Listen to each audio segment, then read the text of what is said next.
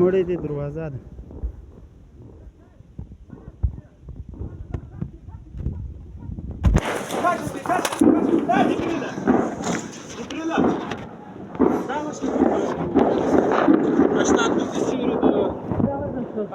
ها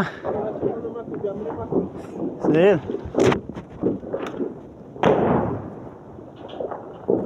ربيرة ولا ربيرة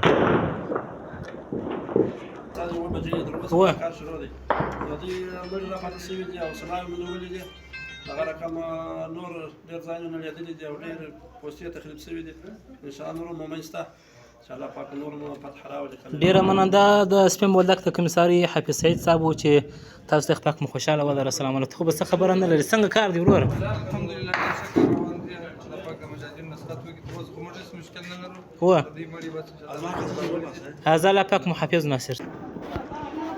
السلام عليكم ورحمة الله. ملګرو الشيخ د دروازې د شاټ ورکو دروازه پټاو دوای کوي ملګرو مجاهدین د دوای کوي ملګرو